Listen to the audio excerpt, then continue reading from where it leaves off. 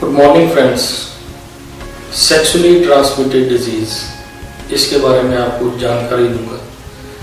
आपको इस डिजीज से बचने के लिए नॉलेज होनी बहुत इम्पोर्टेंट है। अगर आपको ये पता हो कि सेक्सुअली ट्रांसमिटेड डिजीज कैसे होते हैं, तो अगर आप बिना प्रोटेक्शन के कोई एक्टिविटी करते हैं, तो अगर आप उसको बंद करेंगे तो ये डिजीज नहीं होगा, आपको भी नहीं होगा और आपसे किसी और को भी नहीं होगा। अगर आप अनप्रोटेक्टेड सेक्स करते हैं तो ये डिजीज आपको होने के चांसेस बहुत ज़्यादा है। Protection is the main thing. अगर आप प्रोटेक्टेड सेक्स करोगे तो उससे आप भी बचोगे और किसी और को भी डिजीज देने से बचोगे। Viral infection, parasitic infection, bacterial infection, chlamydial infection, ये सारे सेक्सुअली ट्रांसमिटेड डिजीज से होते हैं। एक डिजीज जो किसी को है, किसी पार्टनर को है, वो यही डिजीज अगले पार्टनर को पास ऑन करता है थ्रू सेक्सुअल एक्टिविटीज। अगर कोई पर्सन वायरल डिजीज जैसे हर्पीज है, उससे अगर वो पीड़ित है, उसको वो डिजीज है, तो किसिंग भी इसको प्रमोट कर सकती है। थ्रू किसिंग एक दूसरे को जा सकता है।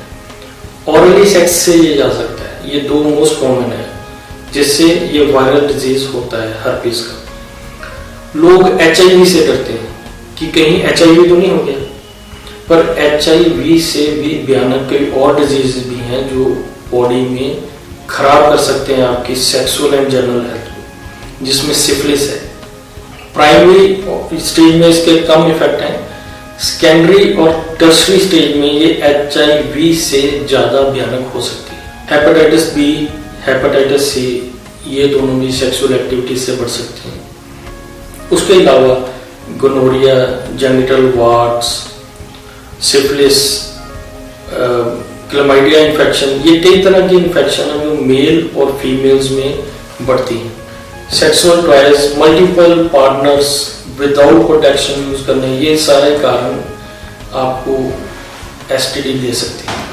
साइन और सिम्टम्स आपके लिए जानना जरूरी है। आपको पता हो कि आपने अगर अनप्रोटेक्टेड सेक्स किया है तो उसके कारण आपको कुछ चेंजेस आई, वो चेंजेस आपने नोट किए, जैसे यूरिन पास करते समय पेन होना, कमर में दर्द होना, जनन इंद्रिय में दर्द होना, जेनिटल्स में पेन, और योनि से या पेनिस से कोई स्राव निकलना, कोई डिस्चार्ज होना, जेनिटल पर कोई रैश होना, पेनिस पर या वजाइना पर कोई रैश हो, तो आपको उसी वक्त ये चेक करवाना चाहिए कि कहीं आप STD या सेक्सुअली ट्रांसमिटेड इन्फेक्शन से पीड़ित तो नहीं। इसकी जांच करानी बहुत ज़्यादा इम्पोर्टेंट है आपकी सेक्सुअल हेल्थ और जनरल हेल्थ के लिए। अगर हम इसके ट्रीटमेंट पोर्शन पर आए तो सबसे पहली ट्रीटमेंट है सेफ सेक्स।